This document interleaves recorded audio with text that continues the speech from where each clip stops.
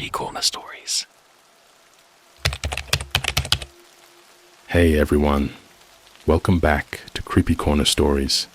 You know, diving into the dark web is always risky, but sharing these stories with you makes it worth it. I'm curious, where are you watching this from right now? Let me know in the comments below. I've noticed that these kinds of stories hit differently depending on where you are. It might even make the experience a little creepier. So, tell me, are you watching from the safety of your home or somewhere less secure? The dark web has a game that ends when you die in real life. I'm one round away. Alright, so I don't really know how to start this without sounding absolutely insane. But I need to get this out there before something happens to me. I swear on everything, this isn't a creepypasta. I'm not making this up. If you find this post and I haven't updated it in a few days, assume the worst, please. Anyway, I'm just a normal dude, 24 years old, live in a small apartment outside of Chicago, work remote doing customer support for a random e-commerce site. Basically, I sit in front of a laptop all day answering emails and living off DoorDash and Monster energy drinks. Not the glamorous life, but hey, rent gets paid. A few weeks ago, I was up late watching random YouTube horror animations. You know, that channel. Here's my story with the crazy true stories and the animation that looks just a little too real sometimes. I had that running on one monitor, and my second screen had Reddit open, just scrolling through RRR deep into YouTube and RR unresolved mysteries for fun.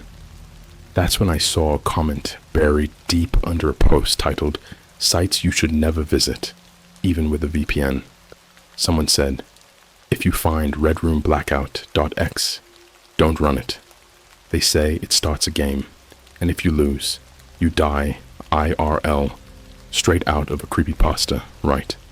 But the username caught my eye. It was literally just a string of numbers and letters, like someone slammed their keyboard, U/3X4N9-1K0. No history, no comma, nothing. I clicked the profile. Gone. Deleted account. Classic internet mystery. Here's where I messed up. I don't know what possessed me. Boredom? Curiosity? Maybe I was just fried from being online too long. But I opened up my Tor browser. I had it from a cybersecurity class I took in college, and started digging. I didn't go in thinking I'd actually find anything. Most of the deep web is just forums, drug sites, or weird file dumps. But about an hour in, I came across a site called The Playground. It was plain, just black background, red text. Looked like something out of Windows 98. The page had one sentence in glitchy, flickering font. One game, 7 rounds. Win, and you walk free. Lose, and you disappear. Underneath it, a button labeled, "Enter Level 0. Now listen, I know what you're thinking. Why would you click that? But the thing is, I didn't. At first, I screenshotted it, sent it to my friend Marcus, who's into ARGs and digital urban legends. He texts back like 5 minutes later. "Bro, that link is live. It's not archived or anything. What are you even looking at?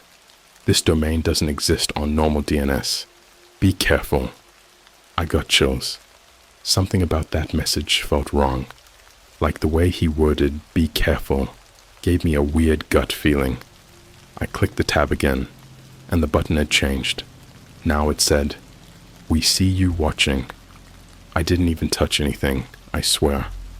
But the second I moved my mouse, it clicked itself. Suddenly my screen flashed white, like someone popped a camera flash in my face. For a second, it went black. Then I heard static, like analog TV static. My speakers were hissing even though I had them muted. Then the game started, the window filled with what looked like a 3D render of my own apartment. I'm not joking. Same lamp, same couch, same broken microwave with the duct tape on it. Text popped up on the screen. Level 0, hide and seek. You have 10 minutes to hide. If you survive, you win. No controls, no start button, just a timer counting down from 10 o'clock in the top right corner. That's when the real horror hit. I heard a knock at my real-life door. Not like, oh haha, spooky coincidence. I mean a literal knock, 3 times. Heavy, slow, like the kind that makes your blood run cold. I froze. I didn't move. I was waiting for a second knock, but nothing. I peeked through the peephole. No one was there. But when I looked down, there was a package, wrapped in black paper, tied with a single red string. No return address, no label. I brought it inside. Yeah, I know. Dumb.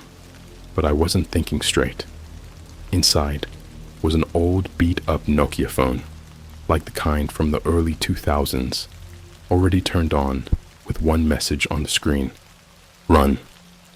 Then it vibrated and showed a countdown. 9:57. The same countdown as on my laptop. That's when I realized this wasn't just a creepy game, it was real. I ran. I grabbed my hoodie, stuffed the Nokia in my pocket, and bolted down the fire escape. I didn't even lock the door. I drove to Marcus's place across the city. I was shaking the whole time. Every red light felt like it was taking forever. Every car behind me made me feel like I was being followed. When I got there, Marcus let me in, confused. I showed him the phone, the laptop, the screenshots. He believed me instantly. And then, we saw it. His TV, which was off, I swear on everything, suddenly flickered to life. Static. Then a blurry image of me, sitting in his apartment, right there on the couch. Live. Like someone was already watching us through a hidden camera. That's when I knew. I'd entered something I couldn't back out of. That was level 0. And I survived. But the next round is worse. They said the game ends when you lose, or when you die. And I'm only 1 round away from the final level. I didn't sleep that night. Not because I didn't try, but because they didn't let me. Every time I closed my eyes, the Nokia would vibrate. Over and over. It didn't matter if the battery was at 1%, or if I tried pulling the SIM card out. There wasn't one. Or even when I smashed it with a hammer, it still buzzed like it had a pulse. By morning, it started bleeding. Yeah, bleeding. Not like a metaphor. Not like, oh, the screen cracked and the liquid crystal leaked. I mean actual blood. Thick, dark red, leaking from where the buttons used to be. Marcus threw it into a bag of rice, like we were trying to fix a wet iPhone, and it just kept vibrating inside the bowl. At that point, we stopped treating it like a phone, and more like something that shouldn't exist. At 7 a.m., a new screen appeared on my laptop. Welcome to Level 1, the mirror test. Objective, face yourself. Timer, 3 hours. Rules, do not look away. Do not blink. Do not scream. That's all it said. Then my webcam turned on by itself. No light, just the faint click I know it makes when it activates. The screen turned pitch black, but my reflection was there. Only, it wasn't really me. It looked like me, but not quite. The eyes were too still, lips too dry, and the skin had this porcelain smoothness, like a mannequin that had been sprayed with human sweat. Marcus saw it too. We just sat there, frozen, watching as the thing on the screen smiled without me moving. That smile burned itself into my brain like acid. It started from the cheeks and stretched too far, like it didn't understand how muscles were supposed to work. Then a new message appeared. Your mirror, double has been released. We thought that was it. We were supposed to watch it for 3 hours. I didn't blink. I didn't move. I didn't even breathe sometimes. But then the power went out. Whole block. Gone. Marcus ran to check the fuse box. I stayed with the laptop because somehow, it was still on. Running on no power. That's when I heard something from his bathroom. It sounded like a razor scraping against glass. Slow, repetitive, deliberate. I called out, "Yo, Marcus, you good?" No answer. The scraping continued. I walked slowly to the bathroom. I don't know why. Every instinct told me to run, to get out, but my feet were locked in this terrifying rhythm. When I reached the door, it was cracked open just an inch.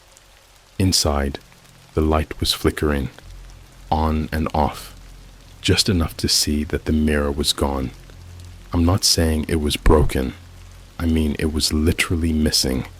A jagged rectangle where it had been bolted to the wall, wires dangling from the edges like veins. In the corner of the bathroom, something was crouched. It was Marcus. Or it was his body. He was hunched, facing the wall, clawing at the empty mirror frame with one hand. The other was twisted behind his back, like it had been snapped at the elbow. He was whispering something over and over in a voice so dry it sounded like leaves rubbing together. I leaned in to hear. He was saying, "Don't look at it. Don't look at it. Don't look at it." I turned. That's when I saw it. The thing behind me, or I should say, in me. My reflection, standing in the missing mirror, not mimicking me anymore, staring directly at me. Its skin had started peeling, like it had worn my face for too long and was shedding it in long wet ribbons. Its hands were pressed against the glass, like it was waiting for me to touch it. Behind it, there were others. So many others. Reflections of people I knew were already dead. My old babysitter, who drowned in a lake when I was 7. A girl from my high school, who'd OD'd junior year. My uncle, who died in a car crash in 2019, waving at me with both arms stitched to his torso. And at the very center of them was my mirror double, smiling. It raised its hand, and for a second, I felt my own hand lifting. Against my will, I fought it with everything I had, my arm trembling like I was resisting some invisible puppeteer. Then the double opened its mouth. From the depths of the mirror, I heard my voice, but not in words. It was my scream. From a moment in my past I had forgotten, from the worst night of my life. My 6th birthday. I don't talk about that night, ever, but somehow, it had it. It played my scream like an old tape. The scream I made when I found my dad lying on the floor, blood bubbling from his mouth. That scream I made when I tried to shake him awake. This thing had that sound. It knew me. And then it started banging on the other side of the glass. Each bang made the walls shake. The air turned cold. My vision blurred. Marcus was now on the floor, curled into a ball, whispering, "It wants to trade. It wants to trade places." The screen on the laptop blinked again. Time remaining, 7:45. Decision required. Accept. Reject. Accept what?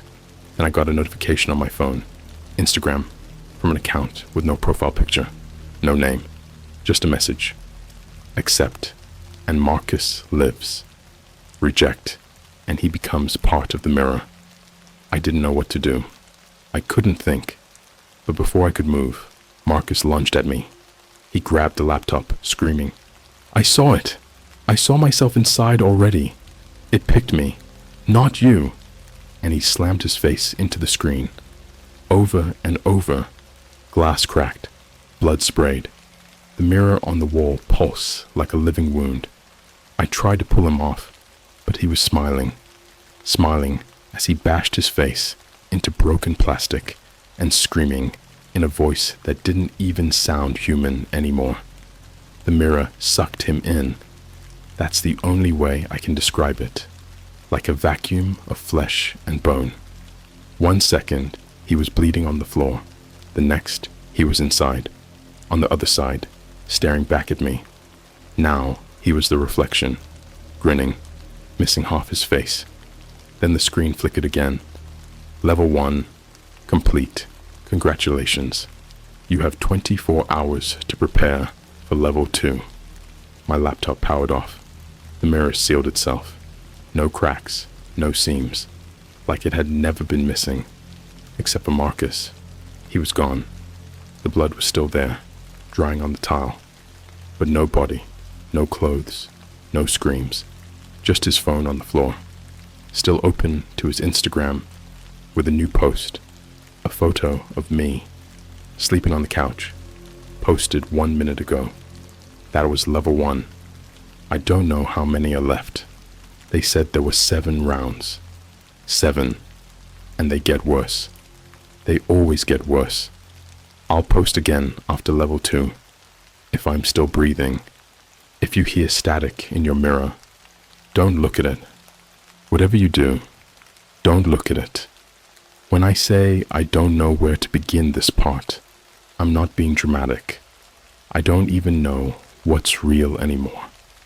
I don't know if I'm dreaming, dead, or worse, trapped in some kind of digital purgatory where every choice I make just drags me deeper.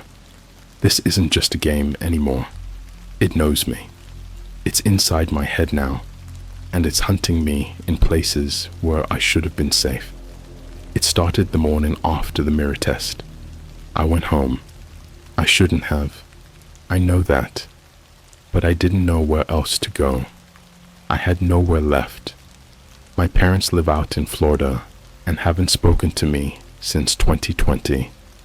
My other friends think I'm spiraling into some mental breakdown and stopped responding after I told them about Marcus. They think he ran off. They didn't see what I saw. They don't understand that his soul, his reflection, is still inside my fucking bathroom mirror. Anyway, when I got back to my apartment, my door was already open, just slightly ajar, like someone had gently nudged it open with the tip of a knife. There was no sign of forced entry, no broken locks, no shattered glass, but something was different. Office. The air was wrong. It smelled like wet pennies and overcooked plastic. My hallway light, normally that soft, yellowish IKEA glow, was now flickering with this sterile hospital blue, like someone had swapped the bulb while I was gone. Everything was too clean. My dishes, washed, my laundry, folded. Even the microwave I never fixed. It was replaced with a brand new one. I never bought a new microwave. Then I noticed it.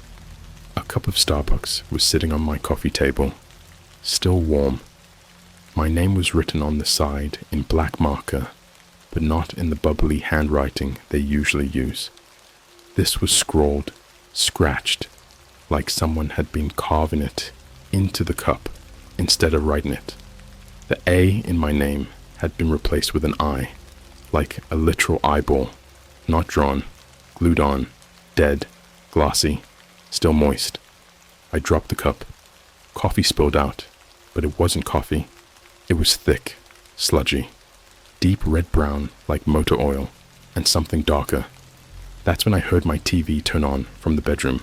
Static. Again. I walked in slowly, grabbing the closest thing I could as a weapon. An old snow globe from New York I got on a class trip in 10th grade. funny. The most fragile thing I own was all I had between me and whatever was waiting. The TV was showing the inside of my apartment, not a video, live, like it had been recording the entire time I'd been gone. And there, on the screen, was me, walking into the room, holding the snow globe. A perfect loop of what I was doing right now. I waved. The version of me on screen waved back, 3 seconds too late. Delay. That meant it was being recorded from somewhere inside the apartment. I tore the place apart. Behind the fridge, nothing. Inside the couch cushions, dust and crumbs. But then, behind the bathroom mirror, yeah, that mirror, I found a small hole drilled into the drywall with a camera lens, tiny, blinking red, wired into the wall. I followed the cord. It didn't go to the outside. It didn't even leave the apartment. It ran under my bed. I lifted the mattress, expecting maybe a modem or some insane homebrew security setup. What I found was a plastic bag full of clothes. My clothes, but not from today, from last week. Even my underwear, the exact pair I swore I threw in the laundry bin. There was also a pair of black surgical gloves, one used, crusted with something black and sticky, the other perfectly folded next to it, and a note, written in block letters, "Do not move. They're watching to see what you do next." I bolted, didn't grab my laptop, didn't lock the door, didn't even put on shoes. I just ran. That night I checked into a cheap hotel just outside the city, one of those roadside places that smells like bleach and sadness. I paid in cash, no ID. I thought I was safe, until I turned on the room's TV. No channels, just a single stream, playing footage of me, sleeping, in that very bed, from a camera I couldn't find. I went to the bathroom and saw myself again. But it wasn't just my reflection, it was me, but from behind, as if someone was behind me, filming my back through the mirror. But when I turned around, no one. That's when I got the notification, not on my phone, on my arm, like an actual digital glow, burning through my skin, like a branded barcode. Level 2, escape the observer. A timer appeared in red letters across my wrist. 2 hours. I ran to the front desk to leave. But the guy behind the counter, some kid barely 18, looked up at me and said, "They already checked you in." I said, "Yeah, I know. I did like an hour ago." He just shook his head. They're already in the room. I saw them. Thought they were with you." He handed me a keycard. It was wet, covered in something thick and pink. Room 666. I was in room 404. There was no room 666 on the hotel map. So I went outside, around back. To the side of the building they didn't finish. Graffiti, boarded windows, rusted dumpsters. And there it was, a red door, with 666 burned into the wood like someone used a cattle iron. The keycard still worked.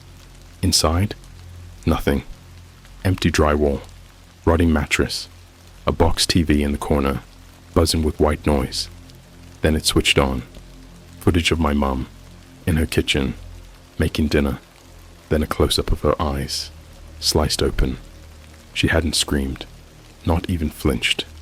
Next frame, my 5th grade teacher, Mrs. Ella, hanging upside down from the ceiling, mouth stitched shut, still breathing, watching the camera as if waiting for permission to blink. Then I saw myself. Not the me in that moment, but me from years ago, sleeping on my childhood bed. A dark figure standing in the corner of the room, watching, for hours. The figure never moved, except once. It waved at the camera, then turned to face me. Its face. It was mine, but with no skin, just raw red meat, and a smile wider than human anatomy allows.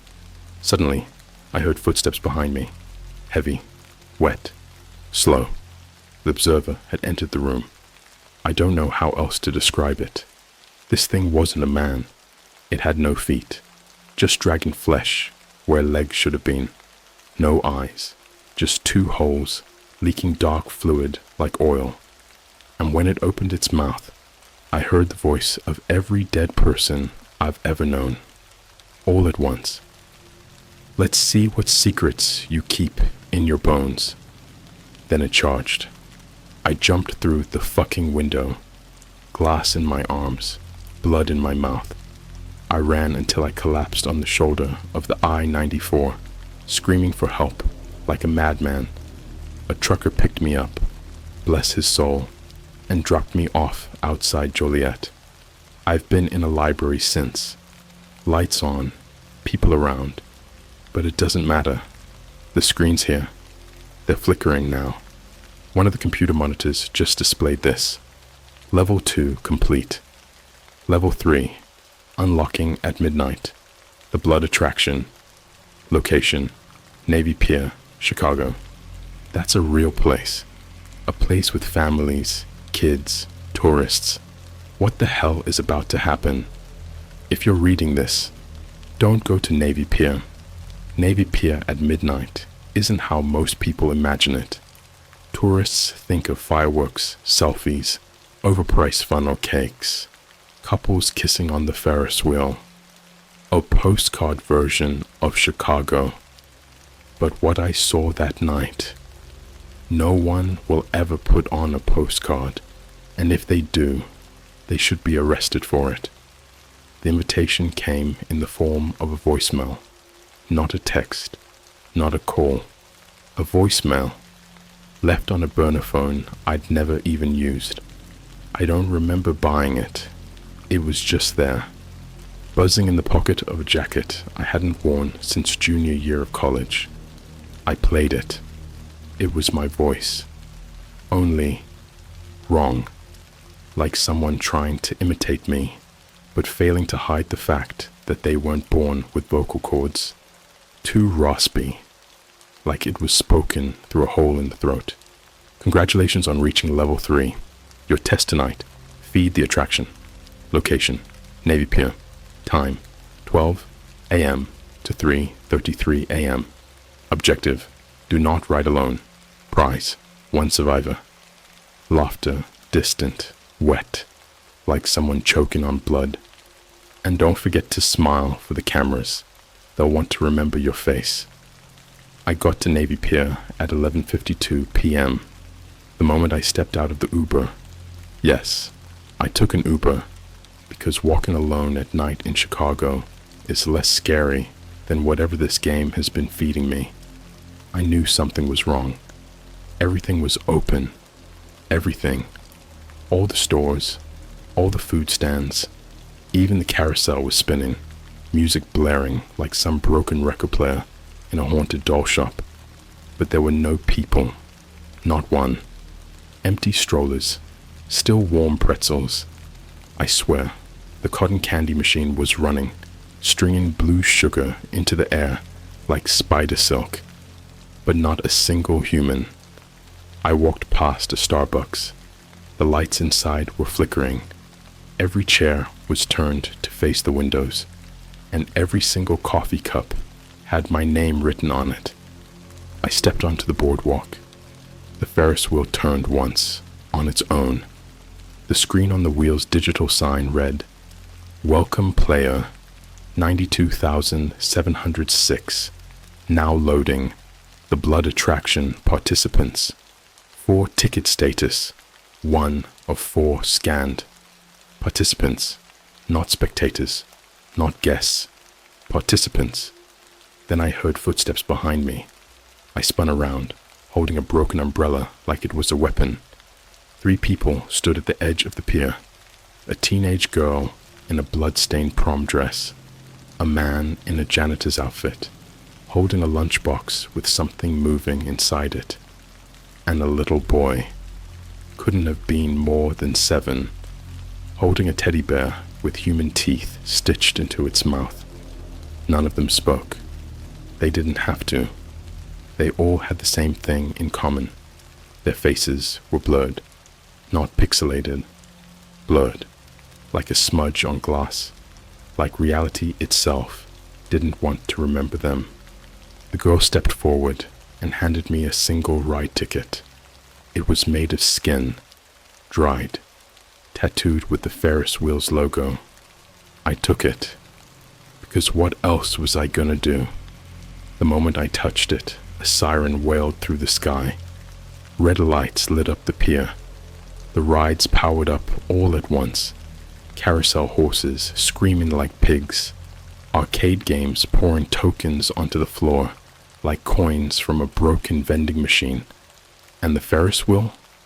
It stopped spinning and started bleeding. I'm not exaggerating. From the joints, from the bolts. Deep arterial bleeding, like it had veins running through its steel. The center of the wheel pulsed, like a heart. And in the center cabin, something moved. A voice came over the speakers. All riders, please proceed to your designated seat. The blood attraction is about to begin. We boarded. The wheel didn't rotate. It descended, like a claw machine from hell, pulling each of us into separate glass cabins, locked tight from the outside. No doors, just red lights, no control panel, just a screen that said, "Only one survives. Please select your sacrifice." My heart sank. Each screen showed live feeds of the other 3 riders, the girl, the janitor, the kid. They were all watching me too. I tried to shout, but no sound came out. My breath fogged the glass, and I saw my own reflection. Except it wasn't me. It was the reflection from level 1, that twisted, smiling, flayed version of myself, now sitting beside me in the cabin. It pointed to the screen, then to the child, then to its mouth. "Eat." I slammed the screen with my fist. No use. That's when the carousel started screaming again. But this time, it wasn't the horses. It was real people, tied to the poles, their skin flayed and stretched like wax figures under heat lamps, spinning around and around, their mouths wide open like they were stuck in a silent scream. I saw Marcus on the carousel. I saw my dad. I saw people I never knew, but somehow they knew me. The screen blinked again. Vote or die. I panicked, tapped randomly. My screen glowed red. Vote cast. I didn't even see who I selected. Then I heard the first detonation. The girl's cabin. Gone. A splash of red mist covered the pier below. Then the janitor. Population. His head burst inside the cabin like an overripe melon thrown off a roof. Just me and the kid left. The wheel started spinning. Faster. Faster. The lights turned black. The metal creaked and groaned like it was breaking apart. And then we crashed, straight into the water.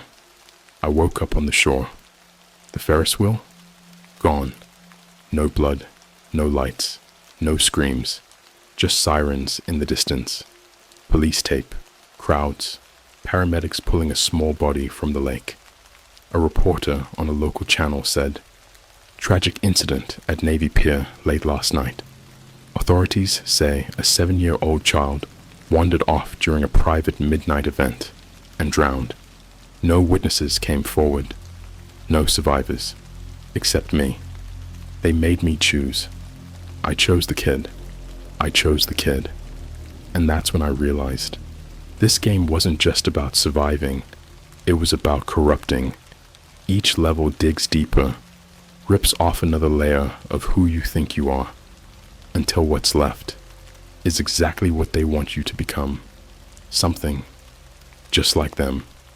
I found a USB drive in my jacket pocket after I left the pier. Don't know how it got there. Plugged it into the library computer, shaking. Inside, a single video. My childhood birthday. 6th birthday, the one where I found my dad dying. But in this video, I was holding the knife, smiling. The USB video. It looped on the library screen for 12 straight minutes. Grainy, shaken footage of me as a 6-year-old holding a knife, grinning ear to ear, covered in blood that shouldn't have been mine, shouldn't have been real. It played over and over. No matter how many times I pulled it out, turned the computer off, yanked the plug out of the wall, the screen stayed on. The footage burned itself into the monitor like a permanent scar. I finally ran, just grabbed my jacket and bolted, laptop still open behind me, flashing 3 blood-red words I'll never forget. Final round loading. Good luck, killer. That was 5 hours ago. Now I'm sitting in a motel room in Indiana because I couldn't be in Chicago anymore. Not with what's coming. I'm writing this all down because I don't think I'm going to survive the night. You remember when I said the game was personal, that it knew me? I was wrong. It's always known me. Because I was never just a player. I was the target. And this last level isn't about winning. It's about understanding what I really am. The final round, the funeral that never happened. The invitation didn't come this time. There was no digital voice, no glitchy video feed, just a knock. 3 knocks. Not at the motel door, on the mirror. I was brushing my teeth when it started. A soft tap, tap, tap on the glass behind the fog. I wiped the steam away, and I swear, this is going to sound impossible, but the mirror showed my childhood bedroom instead of the motel. It was pristine, frozen in time. My Power Ranger sheets, the stuffed wolf named Vinny, the same old polka dot nightlight glowing blue in the corner, and then, lying in the bed, was me, 6 years old, eyes closed, peaceful, until they opened, wide, bloodshot, and he sat up and pointed at me through the mirror. The reflection whispered, "It's time for you to remember what really happened." My phone buzzed. No caller ID, no ringtone, just a message on the lock screen in that same blood-dripping font I'd seen too many times now. Location, final round. Destination, St. Luke's abandoned chapel. ETA, now. The map app on the phone opened itself. GPS locked. No option to cancel. I followed it. Of course I did. Because the game doesn't give you a choice. St. Luke's. Real place. It's been abandoned for years, burned out in a mysterious fire back in 2006. No official cause, but locals say it was cleansing. That something evil lived there once, and the fire didn't kill it. It just pissed it off. When I pulled up to the chapel, the door was wide open. Inside, hundreds of television screens lined the walls, all different models, tube sets, flat screens, even old black and white consoles from the 50s. And on every screen, me, all of them, different versions, some of me sleeping, some of me killing. One version strangled Marcus with a phone charger. Another pushed my dad down the stairs and smiled when his skull hit the bottom step. One was setting a cat on fire while laughing into a webcam, and one was looking directly at the camera, not moving, not blinking, watching me. That's when I realized what this final round was. It wasn't survival, it was acceptance. I walked down the center aisle of the church. There was a casket at the altar, closed, covered in flowers that looked like they'd been cut from the throats of corpses. Violet petals soaked in something too dark to be dye. A man stood behind it, priest robes, face entirely wrapped in gauze, soaked red at the mouth and eyes. He pointed to the coffin and spoke in that distorted voice I now hear in every mirror, screen, and dream. Before the game ends, say goodbye to the person you were. I opened it. Inside wasn't a body. It was a VHS tape, titled, "The Original Version of You." No way to play it, until the walls started closing in. All the TV screens fell from the walls and rearranged themselves into a massive circle around me, clicking on one by one, forming a horrific ring of light like a ritual. They started playing the tape, and I saw everything, my childhood, but not how I remember it. Every memory had been edited, replaced. The dog I thought I lost in 3rd grade, I didn't lose him. I gutted him, laughing, holding a fork. My imaginary friend that Mom kept telling the neighbors about. Not imaginary. Just a kid from the trailer park who vanished. Last seen entering our house. And then, the moment I forgot the most, my father's death. I always remembered him collapsed on the floor, blood in his mouth, a seizure or a stroke, or something no one could explain. But now I saw the truth. I did it. I pushed him, over and over, screaming, because I thought it was a game. And the last thing he said, through broken teeth, "You are not real." The TVs turned off. The room filled with darkness. Only the priest thing remained. It handed me a final message, carved into flesh, still pulsing in my hands. "Congratulations. You remembered. You were never the player. You were the reason the game exists. You were born from the glitch." The mirror didn't show a monster. It showed your original programming. Then it opened its robe. Inside wasn't flesh. It was filled with screens, all playing my life, on loop, again and again, until it said the final line. The game ends when the real version of you finally dies.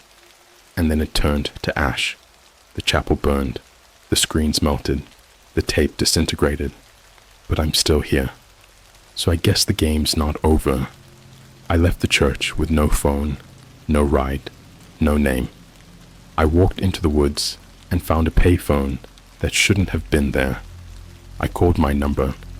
My own voice picked up and said, "It's time to play again." This was the final round, but not the end, because the game isn't finished. It just found its true player, me. And now I'm sending out new invites. They look like random links. A video you weren't meant to see.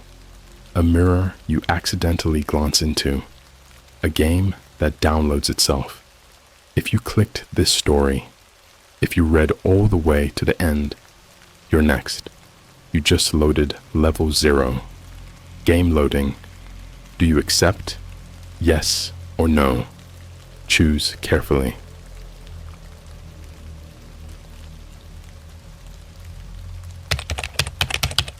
I watched my own death on a dark web live stream. It hasn't happened yet. Alright, so let me start by saying, I'm not a hacker. I'm not some cyber genius or one of those weird dark web explorers looking for gore videos or hitmen or whatever. I'm literally just a 19-year-old college freshman trying to procrastinate on a stats assignment like any normal idiot would. This all started 2 weeks ago. I was in my dorm room at New York University, lights off, headphones on, watching YouTube while my roommate was out.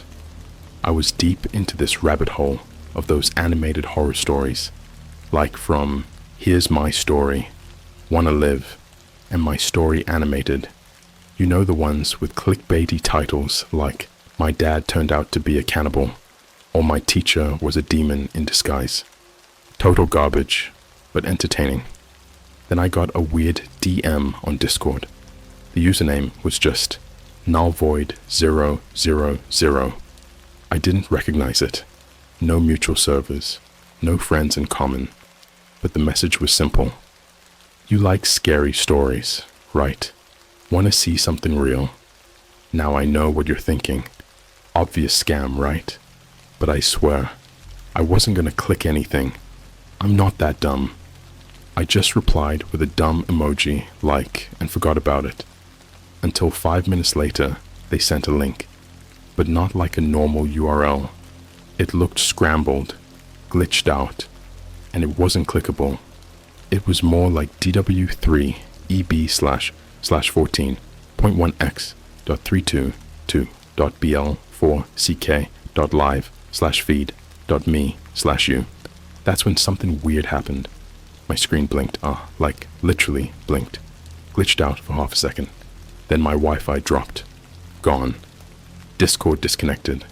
Chrome crashed. My laptop got hot. Not warm. Hot.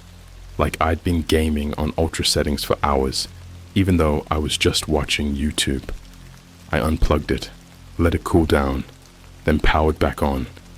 Everything looked fine, until I checked my browsing history. That link, the one I never clicked, it was in there. I kid you not, right there in my history, like I'd visited it. And when I hovered over the title, it didn't say page not found or site unavailable or anything. It said, you died at 3:33 a.m. Now, at this point, I'm thinking, okay, someone's trolling me. Maybe my roommate messed with me. Maybe I clicked something by accident. Whatever. So I decided to ignore it. Shut down my laptop. Go grab a Frappuccino from the Starbucks on 8th and Broadway and get some air. But even then, something felt off. People were looking at me weird. Not normal weird, like intense eye contact. A woman in a long beige coat literally stopped walking when she saw me. She just stood there, staring, not blinking. I passed a guy who was on FaceTime, and I swear I heard him say, "That's him. That's the one from the stream." What the hell? I got back to my dorm that night, kinda spooked, but not full-on paranoid. I was like, okay, maybe I've just been watching too many creepy videos. My brain's fried. Tried to laugh it off, showered, watched a few Minecraft videos, and went to sleep. That night, I woke up at 3:33 a.m. My laptop was open. I never leave it open. And the webcam light? It was on. I crawled out of bed, half asleep, freaked out, shut the lid. When I turned on my phone to check the time, I had 5 missed calls from unknown. The voicemail? It was just me, breathing. But it sounded like I was outside. Wind blowing, distant traffic, my voice whispering, "You're next." I didn't sleep again after that. The next morning, I went to the Apple store in Soho and had a genius bar guy run diagnostics. I told him my webcam was acting up. Dude spent 30 minutes digging through files, then called over a manager. Apparently, there were screen recordings saved in a hidden system folder. Hours of footage, all in black and white. No audio, just me, sleeping. And at exactly 3:33 a.m. in each clip, the screen would distort, like VHS tape glitches, and show something else for a split second. Not my room. Not me. A different room. Looked like a basement. Concrete walls. Fluorescent lights. One of those metal tables like in morgues or those creepy serial killer documentaries. And something lying on it. I asked the guy to pause it. Zoom in. The body on the table was me. Same hoodie. Same scar above my eyebrow. Same ring on my middle finger. He told me it might be a corrupt file, or maybe a mirrored OS virus. He clearly didn't buy it, but I could tell he was disturbed. I asked if I could save the clips. He tried to export them onto a flash drive. Each time, the files failed to transfer. Then, right there in front of him, they deleted themselves. Every single one. He just looked at me and said, "Man, I don't know what this is, but if I were you, I'd do a clean install and maybe stop clicking sketchy links." I wanted to explain that I didn't click it, that I never accessed that page, but honestly, I didn't even believe myself anymore. That night, I didn't sleep. I watched every second until 3:33 a.m. Nothing happened. But at 3:34, I got an email. No subject line, no sender, just one sentence. We're almost ready. Don't be late to your own death. And below that, a screenshot. It was a live stream interface, dark web style, like old school live leak meets Twitch, but creepier. No comments, no usernames, just one view account, 0, and the title, Live, watch, my full name, die in real time, starts May 9th, 3:33 a.m. EST. That's in 4 days, and I'm telling you this now because I don't know what to do. I'm not suicidal. I'm not hallucinating. This is real. I've tried everything. VPNs, new devices, even went to a police station, and they literally laughed when I brought up the dark web. I contacted a cybersecurity Redditor who told me I'd probably triggered some kind of augmented reality malware, like something developed for ARGs. But he also said one thing that stuck with me. Those countdown live streams, they don't predict your death. They schedule it. I didn't leave my room for 2 days. I couldn't. I sat there in my desk chair, in this weird trance, watching my laptop screen like it was a live bomb counting down.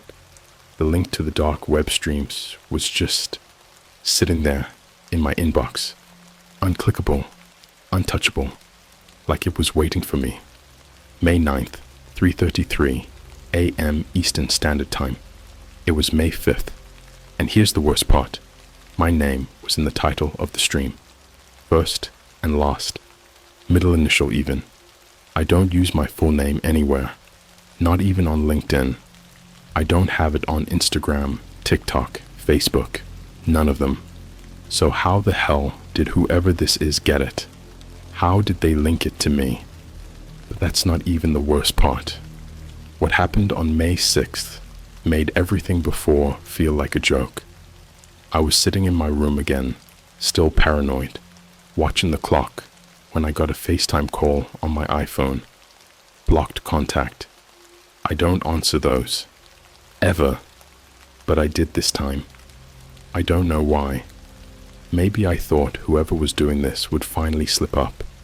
Maybe I wanted proof I could show someone. But when I picked up, it was me. Not like a glitchy reflection. It was literally me, standing in what looked like a small gray cinder block room, fluorescent light flickering above. My mouth was duct taped. I was tied to a metal chair. There was a slow drip of water in the background, echoing tap, tap, tap, like some kind of torture chamber.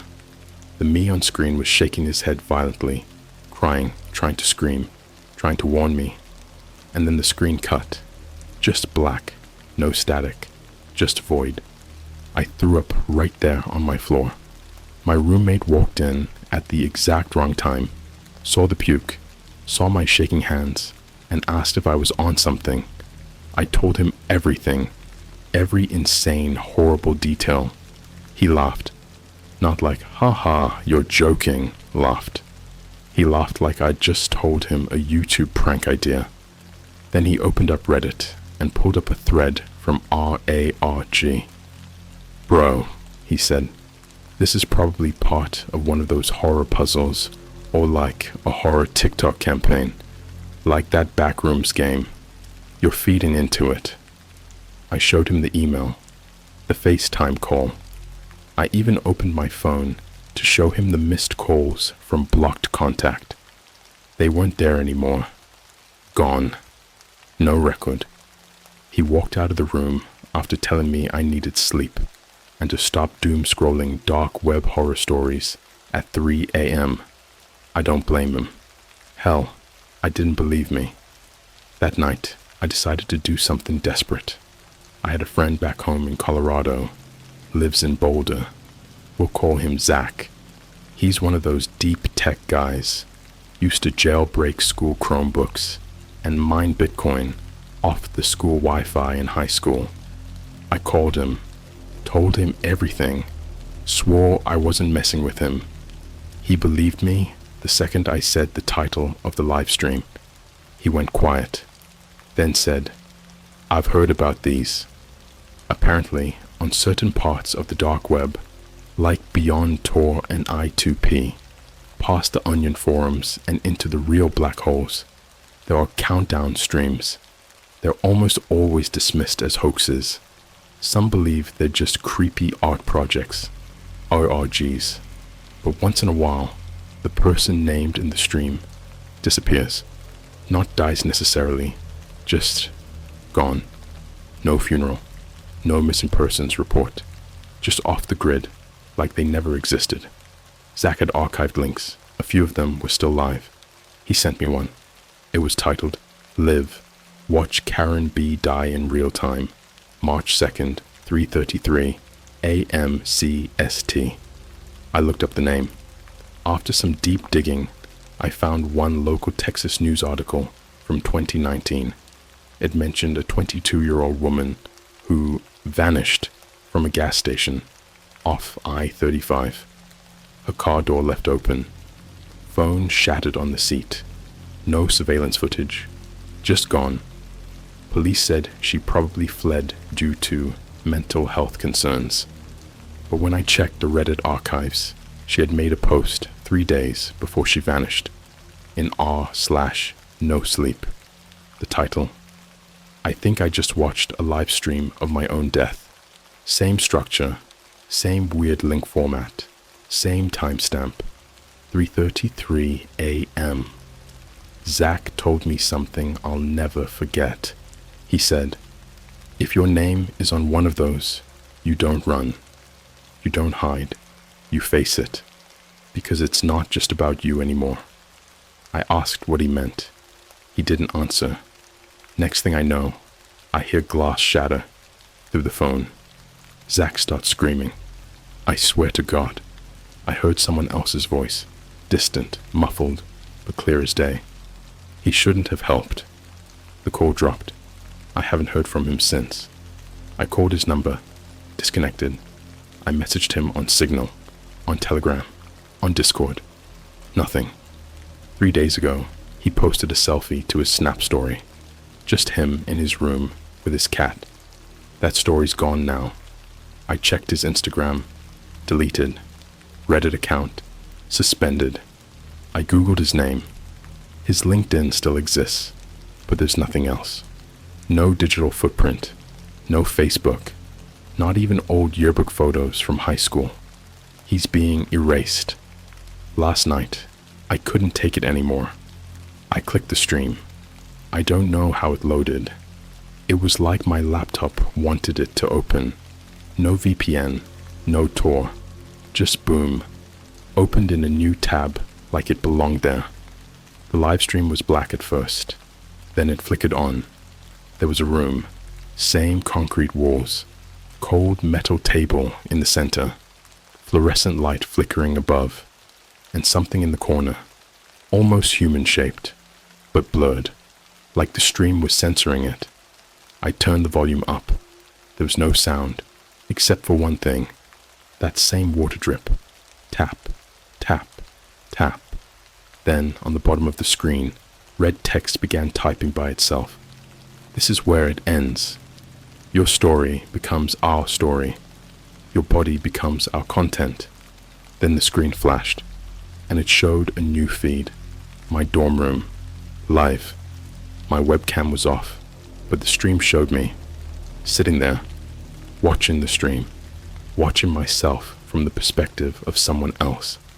I slammed my laptop shut, pulled the battery, tore the webcam cover off, but I swear, my phone screen lit up with that same message from before.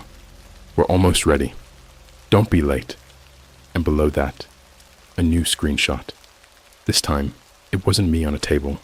It was my roommate, duct taped, eyes wide open, mouth sewn shut, his tongue laid neatly on his chest, like a bookmark.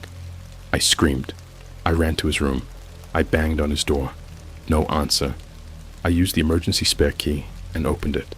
He was there, alive, asleep. Nothing happened. No blood, no tape. But as I backed out, shaken and confused, I looked down and saw something outside his door. A Polaroid. On the floor. I picked it up. It was that same image. Him. Duct-taped. Tongue out. Mouth sewn shut. On the back, in tiny typewritten font. Tomorrow, we test the stream. I didn't sleep. Again. By now, my body didn't even crave it. Just coffee. My fourth venti Starbucks cold brew was sitting on my desk like a sad trophy to how far I'd slipped. I stared at the Polaroid on the wall, taped above my monitor. The one of my roommate with his mouth sewn shut. The one that shouldn't exist. It wasn't just a photo anymore. It was a countdown, because today was May 8th. Tomorrow, we test the stream. They weren't going to kill me. Not yet. They were going to test it. On someone else. I knew who it would be. But I was already too late. 11:07 a.m. My roommate left for class. He said, "Later, bro," grabbed his AirPods, and walked out like nothing was wrong. He was heading to a lecture in the Tisch building. Introduction to Cinematography. I watched from the window as he crossed Waverly and disappeared into the morning crowd. I waited 15 minutes. Then I checked the stream again. The dark web stream. It had changed. A new title. Test stream. Subject 1. Tyler R. That was him. Tyler Reynolds. Journalism minor. Obsessed with sushi. And always had to use the weird strawberry body spray from Bath and Body Works that made our entire floor smell like a teenager's purse. But now his name was on their screen. The view wasn't my dorm room anymore. It was a dark hallway, industrial looking, cold metal floors, pipes lining the ceiling, red exit signs blinking, but no doors in sight. And someone was walking through it. The camera was behind them, like a GoPro mounted to a body. It moved in smooth, deliberate strides, almost robotic. Then I noticed something that made my blood stop moving. The person walking wore my clothes, same hoodie, same sneakers, the Nike Cortez with the torn sole.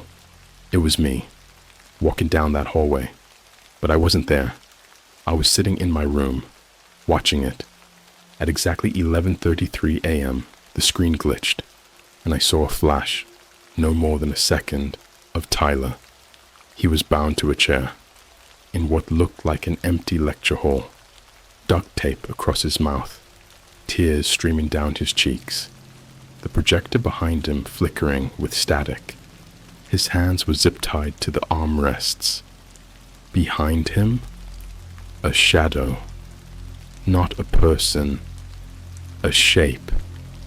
Humanoid, but not human. Too tall. Head wrong, bent, twisted like its skull had been crushed and reassembled backwards. Its arms hung limp until it moved.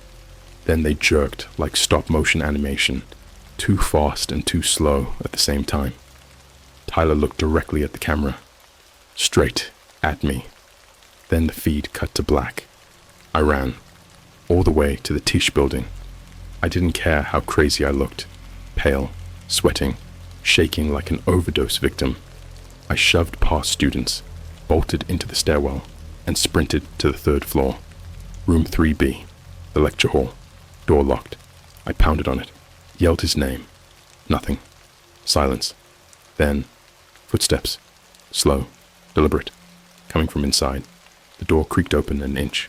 I looked through. Empty. Lights off. No professor. No students. No Tyler. But on the professor's podium was another Polaroid, still warm, like it had just printed. I picked it up. It was Tyler again. This time, his face was missing, literally sliced off. like someone had peeled it off with a scalpel. No blood, just raw, exposed tissue and white teeth grinning beneath empty skin. On the back, in that same tiny font, Phase 1 complete. Viewer count 3. When I got back to my dorm, the police were already there. 3 squad cars. 2 officers were at my door, asking students if they'd seen Tyler. One of them had his phone. That's when things got so much worse, because the cop had my number dialed on Tyler's phone, a recent outgoing call, and his last text. Stream test today. If I don't make it back, find the Polaroid. They thought I was involved. They took me in, cuffed me, hauled me downtown to the NYPD 6th precinct like I was some wannabe serial killer. I spent 6 hours in a freezing interrogation room with no water, no phone call, and 2 detectives who thought they were starring in Law and Order. I told them everything. They laughed. The older one, a guy with breath that smelled like wet dog food, literally said, "So you're telling us you found a live stream of your own death, and now your roommate's missing because of a spooky website?" Then he turned to his partner and said, "Sounds like someone's off their meds." But eventually, they let me go. Why? Because Tyler came back. Just showed up at the front desk an hour after they brought me in. Said he blacked out after class and woke up in an alley near Penn Station with no memory. That should have been good news. But it wasn't, because that wasn't Tyler. His eyes weren't right. Not like a zombie, not like a drugged up student. Just blank, like he'd forgotten how to blink. He kept smiling, like he didn't know how to not smile anymore. His voice had that same forced friendliness people use at fast food drive-thrus when they're one breakdown away from losing it.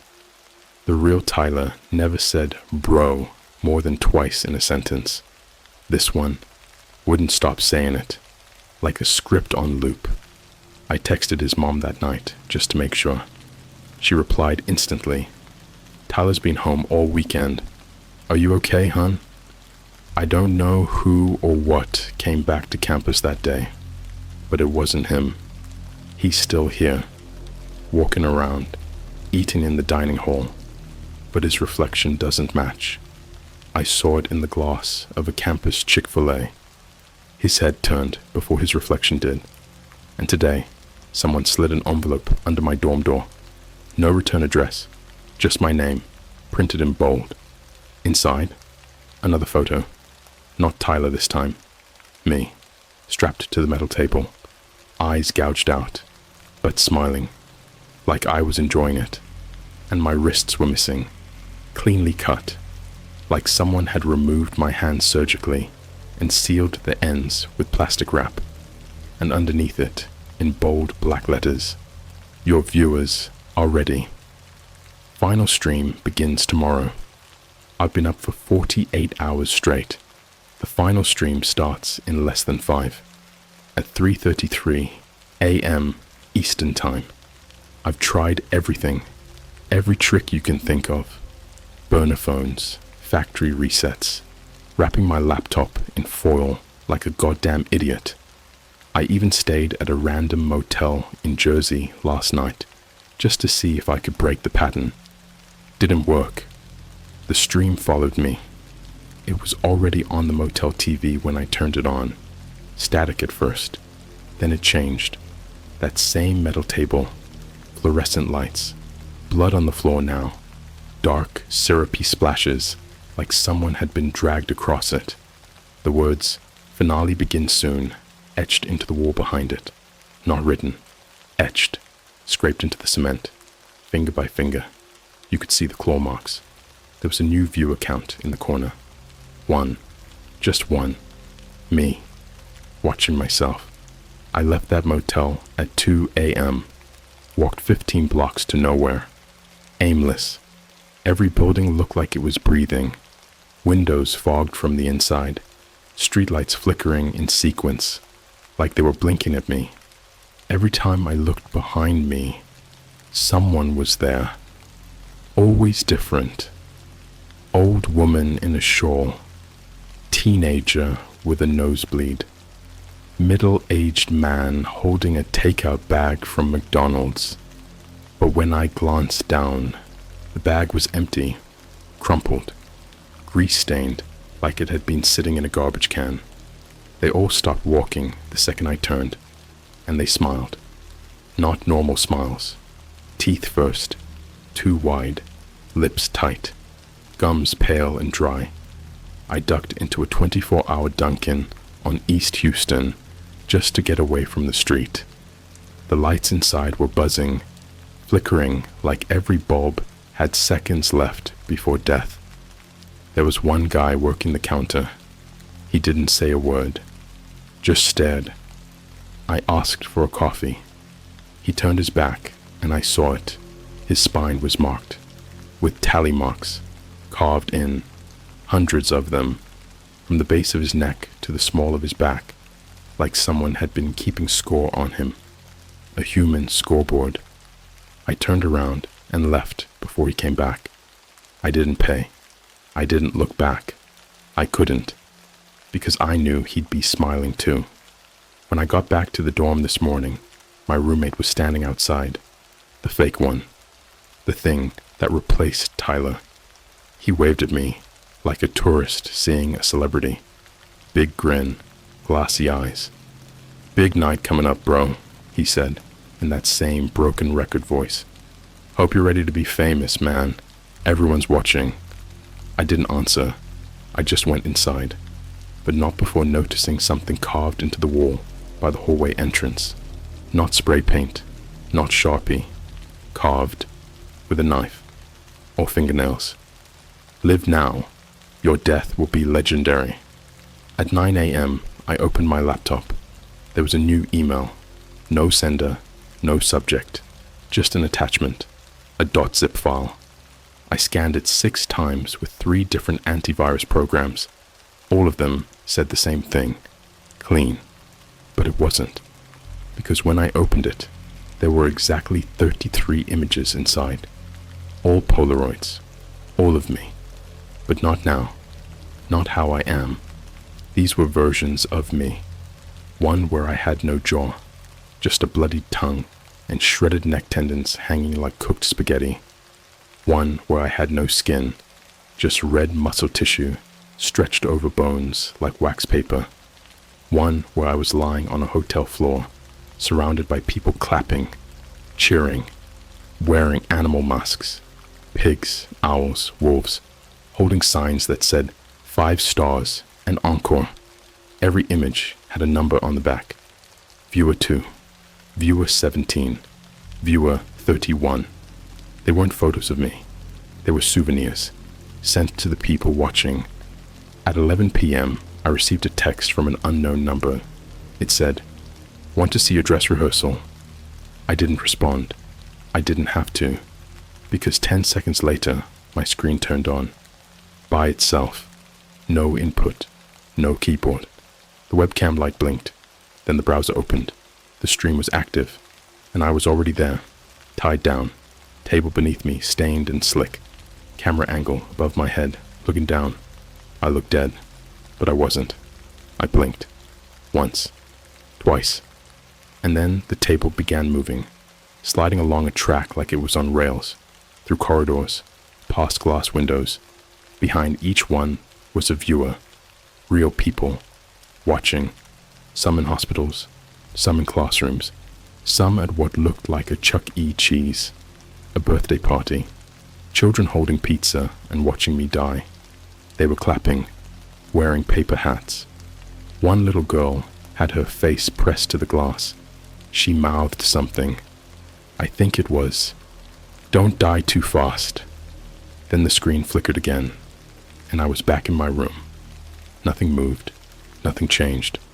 But when I opened the laptop to close it, the countdown had ended. I started hearing things around midnight. At first, whispers, like someone talking through water. Low, guttural vowels, not language, not even human. Then came the scratching, inside the walls, behind my posters, under the bed, the sound of fingernails or claws tracing the corners of the room, slow, taunting, like they were waiting for permission to enter.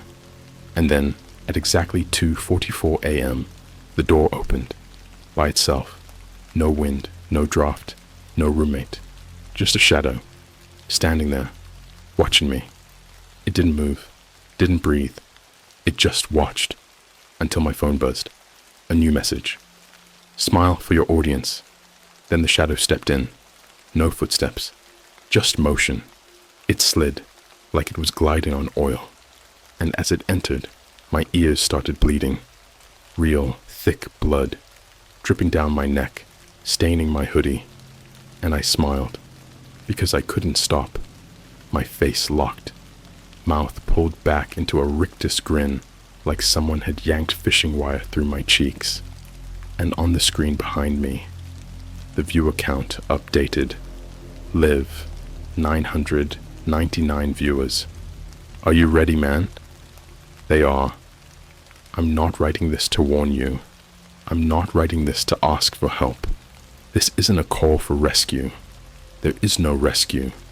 This is documentation, a record, a way for someone, somewhere, to know what really happened when the countdown hit 0, before they bury the story under Reddit drama, Twitter gossip, and TikToks of people pretending it's fake. Before they say I ran off, lost my mind, joined a cult, or took my own life. I want you to feel this, every word, every sound, every piece of me they took. Because if you ever find yourself staring at your name on a dark web stream, you'll know this was never a warning. It was a blueprint. 3:28 a.m. The walls were crawling. Not metaphorically, crawling. Something was inside them, shifting, burrowing, stretching beneath the plaster. I saw faces pressing through the paint, eyes wide, mouths open like they were screaming, but no sound came out. Just a low, wet squelch, like organs rubbing against wet concrete. The air was thick with static, not the kind from a TV. This was different. This static moved. It pulsed. I breathed it in, and it coated my lungs. My mouth tasted like burning batteries. My nose bled black, thick, sticky, like melted film tape. The floor cracked beneath my bed. A soft chime echoed from nowhere, like an old ice cream truck bell distorted 100 times. A lullaby for the already dead. The lights flickered. Once. Twice. Gone. 3:31 a.m. My laptop turned itself on. No startup sound. No login screen. Just the stream. It was already playing. Me, laid bare on the metal table. But this time, there was no room. No ceiling. No fluorescent light. Just blackness. Endless black around the table, like it was floating in space, suspended in a void too perfect to exist. And behind me, behind the body, something stood. I can't describe it fully, not because I don't remember, but because my brain still won't let me process what I saw. It had a face made of mirrors, dozens of jagged, broken mirrors. Each one reflected a version of me, screaming, laughing, decaying. A child, alone in the dark. An old man with no tongue. A corpse with cockroaches crawling from its eye sockets. All me, all mine. It reached forward with hands that weren't hands, just a mass of fingers sewn together with red thread. Joints bent the wrong way, skin too tight, nails like piano keys. And it touched me. The body on the table, the version of me on screen. 3:32 a.m. I felt it, right here, in my own flesh, like it happened in real time. My body arched. I couldn't breathe. I looked down at my chest and watched bones push through skin, cracking out like flower petals made of ivory. Each rib dislocated itself, twisted, and opened like insect legs. Blood spilled, hot and fast. I screamed, but no sound came out, because my voice was already being used. I could hear it on the stream. The body on the table was laughing, not screaming. Laughing, mouth wide open, eyes missing, blood pouring from the sockets like tears. And then, the final message appeared on screen. Live, 3:33 a.m., 13,330 viewers, 3:33 a.m. The door to my dorm room exploded open, no bang, no flash, just void. Darkness pouring in, thick and oily, like a smoke that thinks. The air shifted. I wasn't in my room anymore. I was in the room, the one from the stream. The table was real now. The blood was warm. The chains hung low, swaying gently, as if someone had just used them. The mirrored creature stood before me, its head tilting with the slow crackle of broken glass shifting in a bag. It reached toward me again, but this time, I wasn't paralyzed. This time, I moved. I tried to run, but every door I opened led to another version of the room. One where the table was empty, but the chains moved like they were wrapped around something invisible. One where I was watching myself die on a dozen TV screens, each at a slightly different angle. One where the ceiling was made of human teeth, clicking in rhythm, spelling out smile in Morse code. Every version was worse than the last. I ran until my legs broke. Literally. They snapped backwards at the knees like bird legs, bones piercing through my jeans.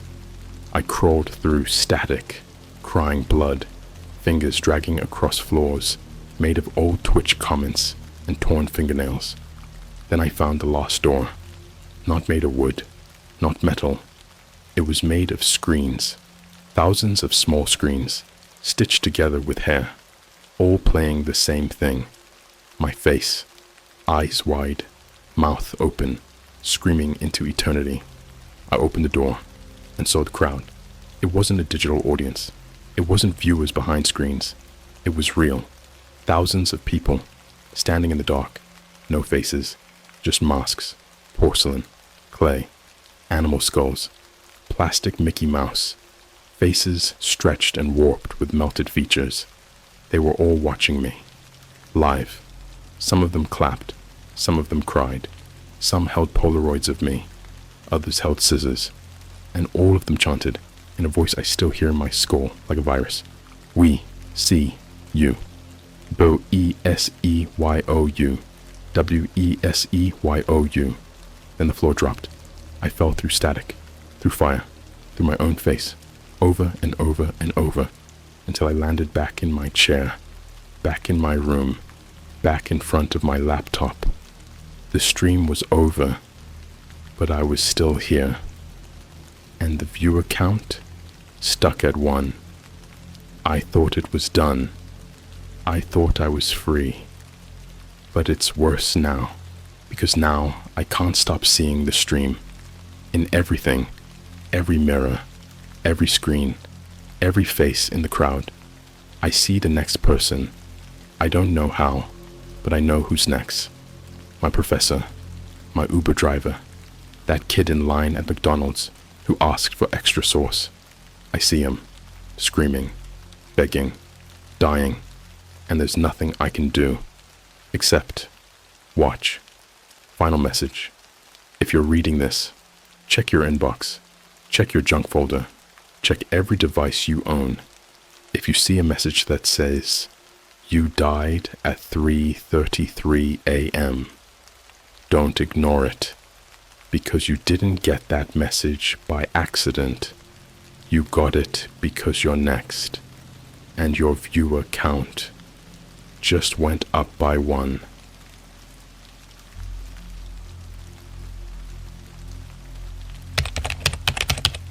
My little brother was playing on a dark web Minecraft server. Now, he screams in binary. Alright, so this is going to sound absolutely insane, And if I wasn't the one who lived through it, I'd probably be in the comments right now clowning me too. But I'm telling you, every single word of this is real. And if you've ever gone even 2 clicks too deep on the internet, you know how fast things can go from weird to I'm never sleeping again. This all started just a few months ago, around mid-February. I live in Pennsylvania with my mom and my 11-year-old little brother, Aiden. We're just your average family, you know? I'm 18, just graduated high school, working part-time at a Starbucks while trying to save up for college. My brother, he's your typical Roblox Minecraft hybrid kid, always yelling through his headset, drinking those bright blue gamer energy drinks, and falling asleep to YouTube videos about 100 players try to survive a zombie apocalypse in Minecraft, that kind of stuff. But lately, something changed. The game that wasn't on the server list. One night, around 2 a.m., I came back from a late shift. I was exhausted, still in my green apron, and I walked past Aiden's room to see if he was asleep. But the door was cracked open, and I could hear his keyboard clacking. Way too fast. Like, aggressively fast. At first I thought he was speed running or something.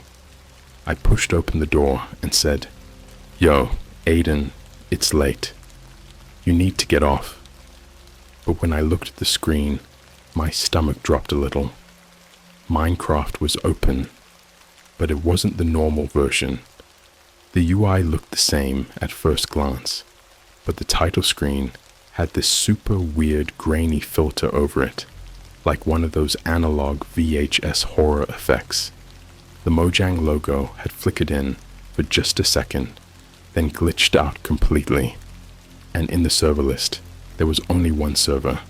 No name, no IP, just a black box with blood red text that read, "Null Realm, join now." I'm not even kidding. It didn't say, "Join server." It just said, "Join now," like it was demanding it.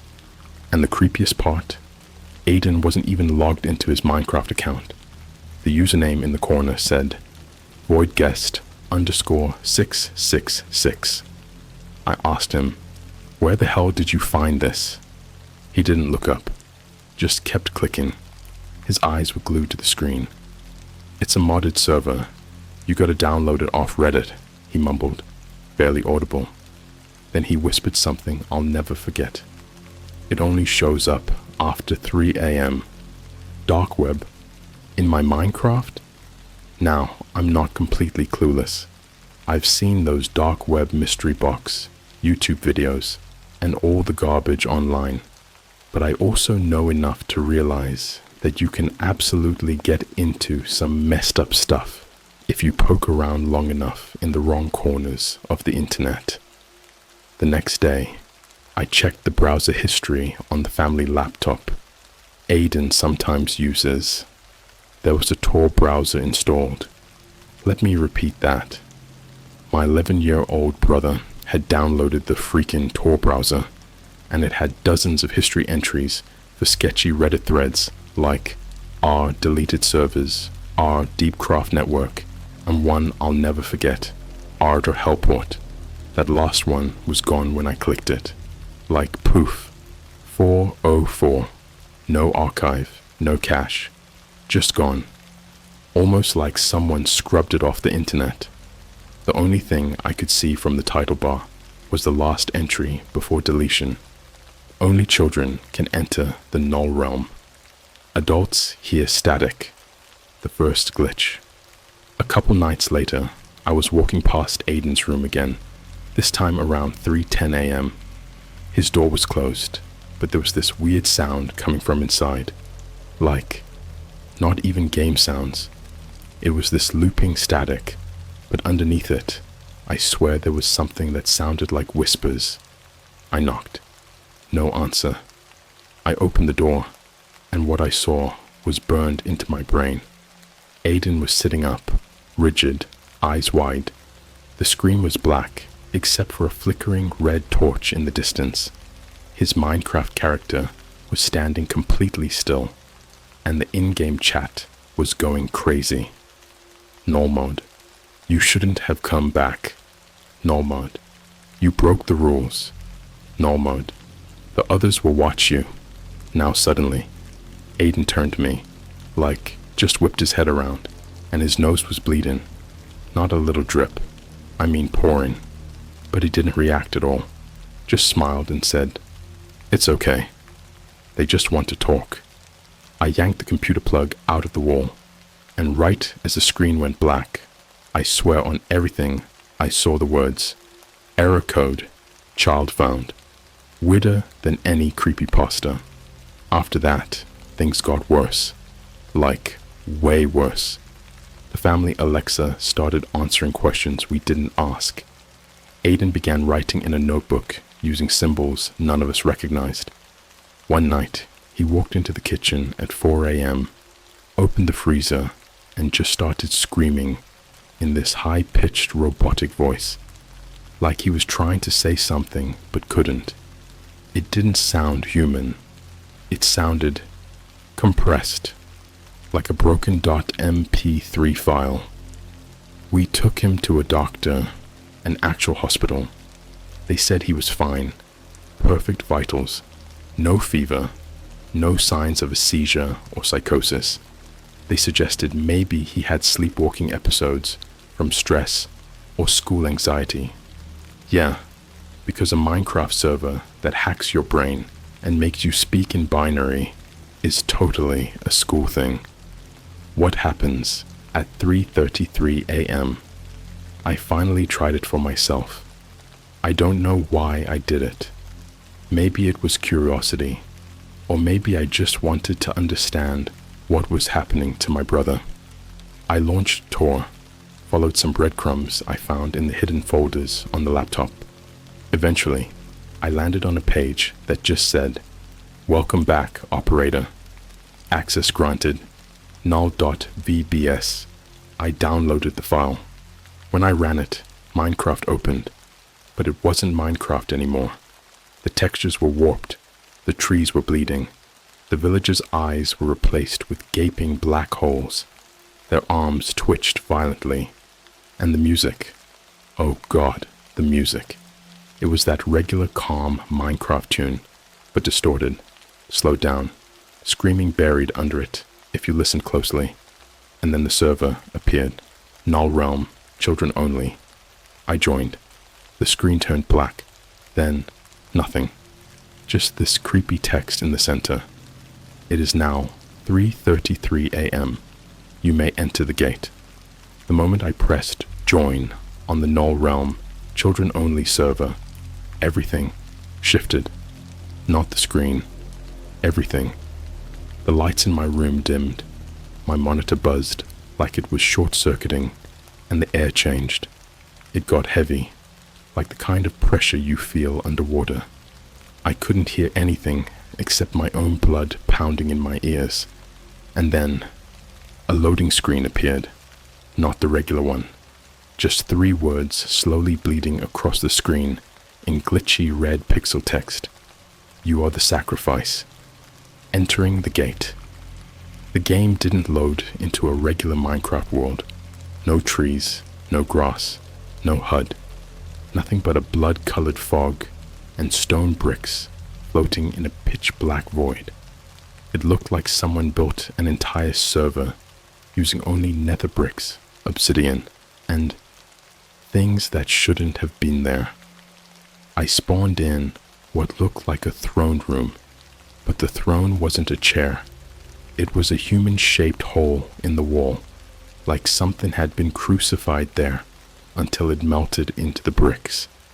And the thing that made me sick to my stomach, there were bits of real-world textures glitched into the environment.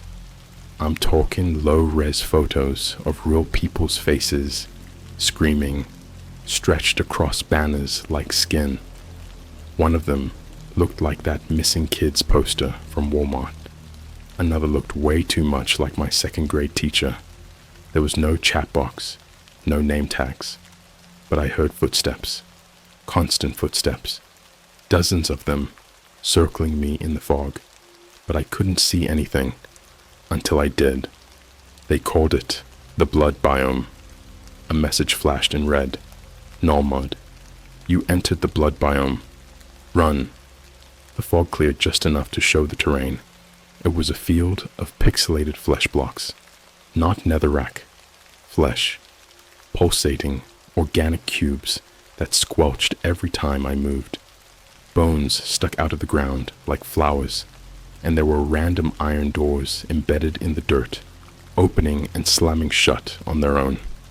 I walked past one and heard a voice whispering in perfect, emotionless monotone. I miss my skin. Then I heard a familiar sound. Minecraft laughter. You know the one? When a witch laughs? That dry, unnatural cackle. But this one wasn't a witch. It was a child. A kid laughing like they just told a joke. Except it kept looping. Over and over. I turned around. There were 3 Minecraft avatars standing behind me. But they weren't. Right.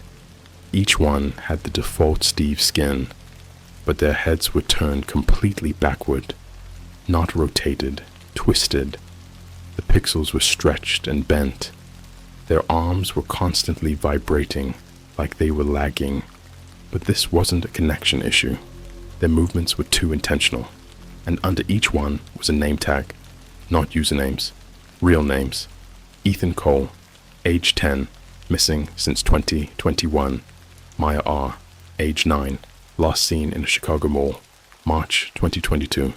Unknown, age, audio file corrupt. I swear to you, my heart stopped for a second. I knew that second name. Maya R was on a TikTok I saw a year ago about a missing girl. It went viral. Find Maya was trending for weeks. She was never found. And now she was standing in front of me, giggling in a Minecraft skin with eyes that glitched every time she blinked. They didn't speak, but they started moving toward me. The NPC that knew my name. I ran. There was no sprint bar, but I could feel my real legs getting sore, like my body was trying to mimic the in-game movement. I pushed past a wall of bleeding vines, and suddenly, I was in a giant library. Again, nothing in the world looked natural. The bookshelves were made of meat-colored blocks. The torches flickered with blue flame, and the books had real titles like The Ones We Traded, How to Make Parents Stop Looking, He Speaks Through Static. I clicked one of them, and my screen flashed white. A single audio file started playing. It was Aiden, whispering, but the words weren't English. It sounded like code, like 001 10100 0110111 0100001. Then the audio warped, and a robotic voice overrode his. He's watching you through the phone. Stop looking for him. At that moment, I heard a door slam behind me. I whipped around. A new entity was there. At first I thought it was an NPC, but it knew my name. Tyler, you were supposed to let him finish the game. It was a villager skin, but completely deformed. The nose was gone, the eyes replaced with vertical mouths that opened and shut with chewing sounds. Its arms stretched all the way to the ground, and its model flickered between frames like it was spliced together from multiple mobs. I didn't touch anything, but the screen moved on its own. It walked me toward the thing. It leaned in, face filling the screen, and then it said something that made my blood go cold. Your brother's not possessed. He's uploading the error log room. After that, the screen glitched hard. Red static, inverted colors. I thought the game crashed, but then I realized I was somewhere new. It looked like a server room. You know those white, fluorescent lit computer centers you see in spy movies? This was the Minecraft version, but every server rack was made of bedrock. The floor was glass. Underneath it, bodies. Dozens of Minecraft characters laid out like corpses in a morgue. Skins of children, some with faces I recognized from missing posters, others glitching too fast to even see clearly. And on the wall was a leaderboard. It showed a countdown timer and this text: active uploads 019/target 0200. Next upload 3:33 a.m. EST, August 666. I knew that name. That was the same name on Aiden's profile. He wasn't playing anymore. He was the upload. That's when I heard banging from inside my walls. Not the game. My real bedroom wall. Aiden's room was right next to mine. I ripped off my headphones and ran out of my room. The hallway lights were flickering. Our mom was gone for the weekend visiting my aunt, so it was just me and Aiden in the house. I kicked open his door. He was standing in front of the TV, which was off, just staring at the black screen. His mouth was open like he was mid-scream, but no sound came out. His fingers were twitching, tapping some invisible keyboard. Then he turned around slowly and whispered, "I met Herobrine, but he's not a myth. He's a god, and he's almost finished building me." Then he bit into his own wrist. The voice in the file. I rushed him to the ER. They bandaged him up, but he didn't speak, just stared, wide-eyed, like he was buffering in real life. They admitted him to a psych ward after that. That night, I got an email. No sender, just a subject line. "Finish the build, Tyler." Attached was a file. OGG format. Audio. I played it. It was Aiden's voice again, but this time he was saying something coherent. He's using us to build the real server, not in Minecraft, in your world. The game is just a blueprint. He wants a blood biome here. The audio warped. Then a voice said something I can't even type without shaking. 333. Basement. Alone. I haven't gone down there yet, but my Alexa just lit up and whispered, "Upload complete." You still want me to continue? Because the next part, that's where everything spills into our world, and you won't look at Minecraft the same way ever again. I didn't sleep. After that audio file ended, the one that said 333, basement, alone, I just sat there in silence for hours, trying to convince myself this was a game, a model, some ARG, some elaborate troll someone was playing on me through my brother's computer. But then Alexa spoke again. "You're almost late. The gate doesn't wait." 3:29 a.m. I grabbed my flashlight, phone, and the pocket knife I used at work to open milk crates at Starbucks. Not that it would have done anything. Whatever this was, it wasn't something you could stab. I stepped into the hallway, and I swear on everything I love, the air in the house felt wet, not humid. Wet, like someone had been breathing into every wall and letting the moisture crawl into the drywall. The carpet beneath my feet squished. I hadn't spilled anything, but it smelled like copper and vinegar. I walked past Aiden's room. The door was wide open. He wasn't in his bed, but the walls. God, the walls. He had drawn on them with black crayon, or charcoal, or maybe something darker. There were symbols etched into every corner. The Minecraft crafting grid, the end portal layout, binary code, spirals, and stick figures with X's for eyes and hands shaped like Wi-Fi signals. Right above his pillow was a phrase that chilled my spine. "I am the redstone. The signal never stops." 3:32 a.m. 1 minute left. I went to the basement door. Our basement isn't creepy normally. It's finished, clean, carpeted, Just a laundry room, a shelf of board games, and an old futon where we'd sometimes chill with our Switch or watch Netflix.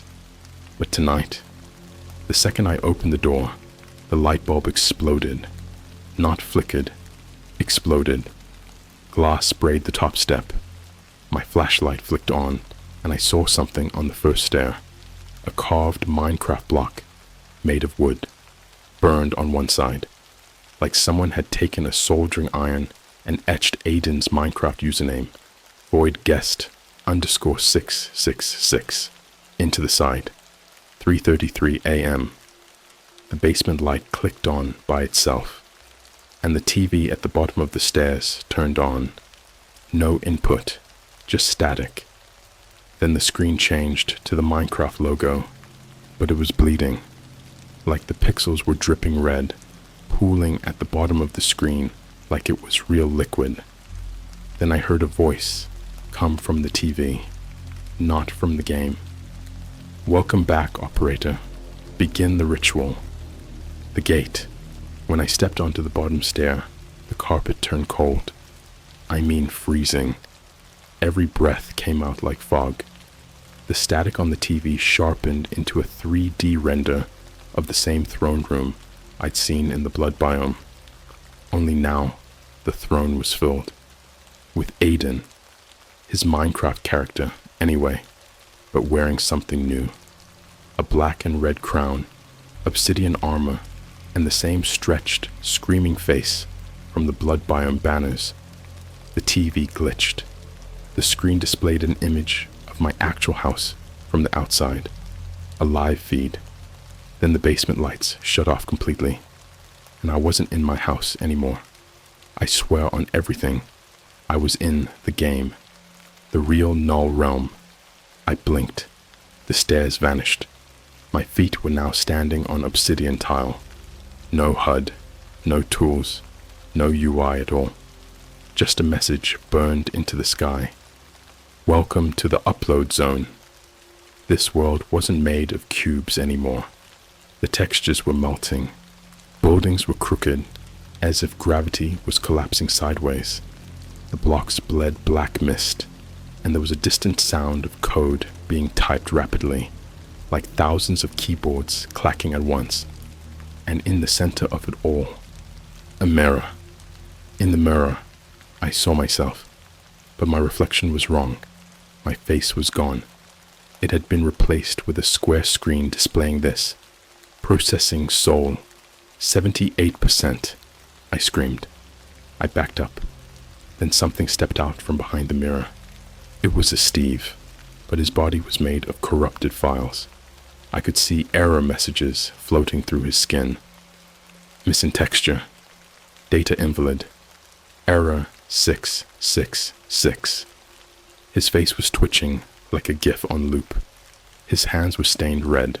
Not blood, not paint. Redstone. He tilted his head at me, and then I saw what was behind him.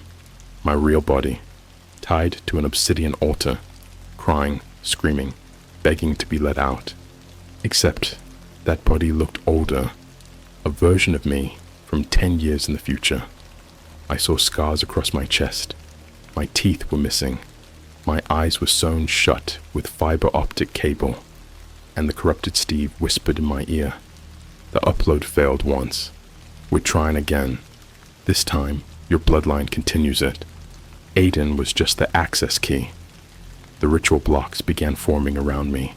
Redstone torches, TNT blocks, skulls, ancient debris. Everything surrounded me in a perfect circle. Then voices began chanting, "Dig the flesh, find the core, break the code, bleed some more." I turned around. 20 figures were circling me. All kids, all players, all missing. Their skins were twisted versions of their old avatars, some with bones sticking out, others with wires replacing limbs. They opened their mouths to speak in unison. "The admin is coming." I screamed for Aiden. I don't know why. Maybe part of me thought he could help, even now. And then I saw him, floating above the altar, eyes white, arms extended. Minecraft blocks orbiting him like satellites. Lava, obsidian, iron bars, teeth, bone, static. He opened his mouth and screamed. But it wasn't sound. It was binary. It came out in raw code, like he was reciting ancient programming spells. My ears bled. My nose leaked black fluid. The screen glitched again and again, and then the final chant began. Operator accepted. Upload complete. He is the server. He is the server. He is the server. I felt myself tearing, like my muscles were being turned into files. My thoughts slowed. My fingers twitched. I felt an electric current rush through my spine. And then I woke up. The real world wasn't right anymore, except I didn't wake up in my bed. I woke up in the basement, lying in the same spot, on the cold floor, the TV off, no sign of Minecraft. My phone was dead. I ran upstairs. All the clocks said 3:33 a.m. I checked Aiden's room. His body was back in bed, but his eyes were wide open, bleeding, and the only thing he said, over and over, whispering like a broken record, "You're in the cloud now. You're not real. You're cached." I haven't slept since. I see fragments of the game in real life now. The Alexa flickers on and plays Minecraft cave sounds at 3:33 a.m. My phone camera glitches when I pass mirrors. My mom says she never had a son named Aiden. She showed me a birth certificate. It only listed one child, me. But in my dream last night, I saw Aiden, digging, smiling, and behind him, standing tall, arms extended to the clouds, was the admin, wearing a Steve head, wearing my face as a mask, and whispering in my voice, "One more player until we break through. There are places inside your house you've never truly seen. Cables in the wall, storage sectors in your router, hidden debug modes in smart TVs. We pretend the cloud is up there, some abstract vapor floating around tech towers in Silicon Valley. But the real cloud, the cache, it's under your bed, in your apps, behind your eyeballs, and after what happened to me. I know, because I woke up inside it. The cache begins when you forget you're online. After that night in the basement, I did what any half-rational person would do. I smashed every piece of tech in the house, sledgehammered the Wi-Fi router, threw Aiden's PC out the window, unplugged Alexa, took the batteries out of the fire alarms. They kept chirping at 3:33 a.m. Even snapped the SIM card in my phone. It didn't help, because the cache isn't just digital. It's spatial, temporal, cognitive. I didn't understand this until I opened my bedroom door the next morning, and it wasn't my hallway anymore. The other house. The walls were concrete. The air was vibrating like it was buffering. I stepped into a hallway that looked like my childhood home in Ohio, the one we lived in before Dad vanished. But the wallpaper had chunks missing, like someone had started uninstalling the house piece by piece. There were folders on the floor, like actual manila folders. Each one was labeled with names and .temp files written in red Sharpie. AIDENVOIDGUEST666.temp COLE 2007.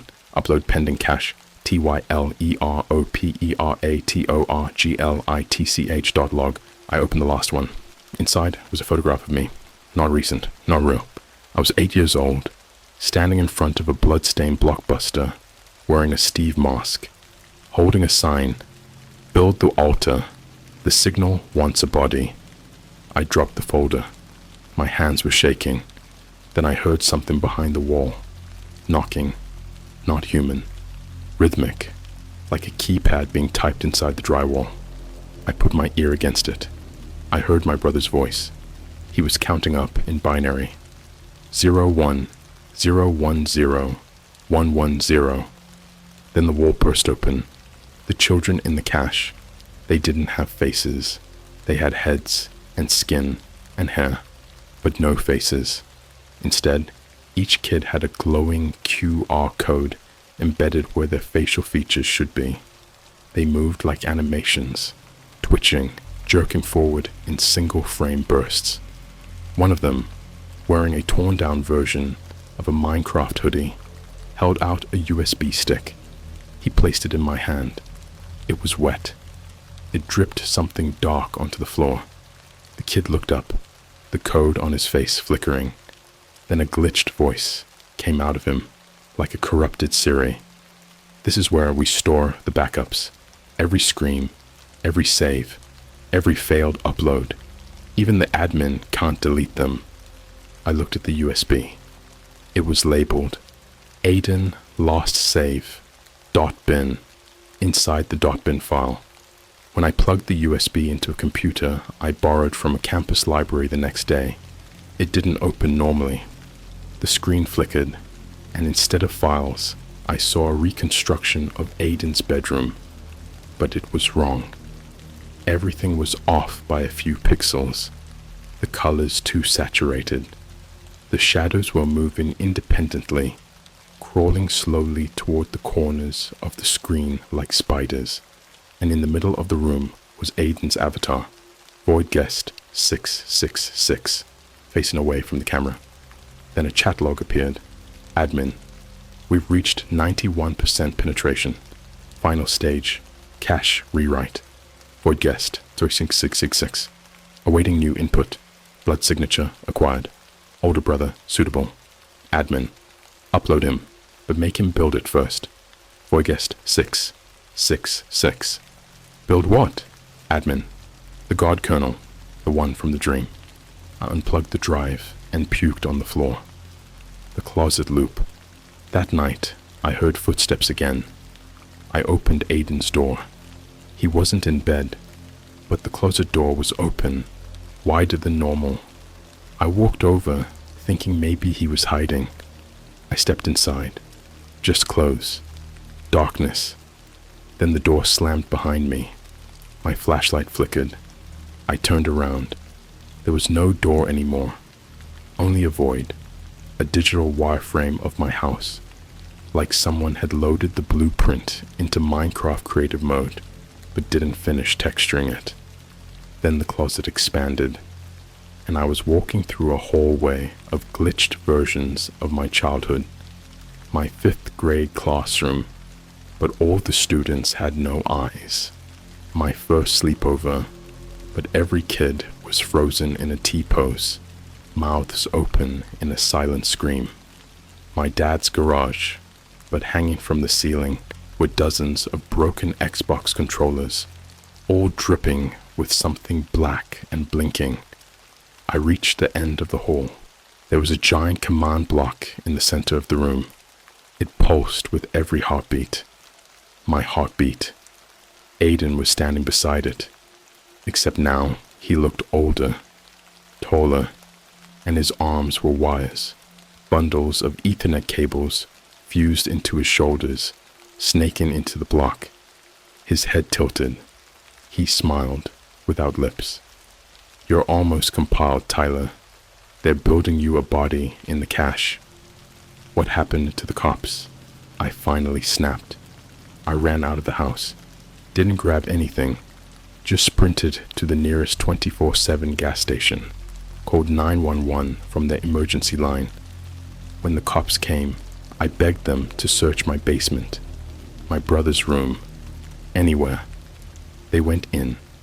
2 officers, middle-aged, small-town guys, used to dealing with noise complaints, not digital hauntings. They were gone for exactly 2 minutes and 41 seconds. Then they both walked out smiling, except their eyes were pitch black. One of them walked up to me and whispered, "We couldn't find any Minecraft, but we found your second save file. Would you like us to reset it?" They left. The next day, both their names were in a news headline. 2 officers, quit force. after experiencing shared delusion in local home. But their photos, their eyes had static in them. I don't mean metaphorically. I mean the images themselves had static in the eyes, like someone edited it, or like the file was corrupted. The cache is spreading. Since then, my bathroom mirror reflects a different version of me every third blink. My microwave displays binary every time I enter the kitchen. My AirPods once whispered, "He sees you through the notifications," while I was walking alone at night. Spotify played a song called Blood Type JSON that doesn't exist. My mother, she won't even look at me anymore. I asked her where Aiden was. She screamed, "You made him up again. Stop saying that name." I found one final note tucked under my pillow this morning, a Minecraft command block printout. On it was a line of code, Arduino, copy and edit, execute at Tyler Run set block 1, Minecraft, soul sand, and a sticky note that read, "Prepare the altar. The upload finishes at 3:33 tomorrow. If you run, your file corrupts. If you stay, you'll become him." The final part isn't a story, it's a deletion log. And if I write it down, you won't just read it, you'll be compiled into it. Are you sure you want to see how it ends? There are no windows in my house anymore. Not because I boarded them up, but because they vanished. The glass is still there. The frames are intact. But when you look through them, all you see is yourself. Not a reflection, an alternate angle. Your own back, your own hands, your own fingers typing this. You are already in the cache. You just haven't synced yet. The sync completes at 3:33 a.m. That's when he arrives. Not in the sky, not from underground, but from you. The final log. I found Aiden's lost diary. Not a notebook, an encrypted Google Doc that was auto-generated at the exact moment he disappeared. I decrypted it using a file I found under the house, scribbled on drywall in what I can only describe as USB ash. It read, "They're building him from us. Each player is one function. Each scream is one line of code. The God kernel needs 200 children to stabilize the biome." I scrolled down. It had a table. Name, status, location, file size Aiden, compiled, blood biome, 14.3 terabytes. Tyler, partial, cache, pending, 9.8 terabytes. Ethan Cole, compiled, Redstone Catacombs, 11.7 terabytes. Redacted, glitched, unknown, 666 kilobytes. I don't know what scared me more, my name being listed, or the fact that my existence had a file size. I was no longer a person. I was data waiting to be harvested. And the kernel, it was the processor, the God, the server that wants to break through the screen. The kernel awakens. I stayed up until 3:33. I didn't blink. I didn't move. At 3:30, my phone turned on by itself. No SIM, no power, no apps, just one screen, /godkernel.launch. And then, the house changed. I don't mean creaked or groaned. I mean the architecture shifted. The hallway stretched.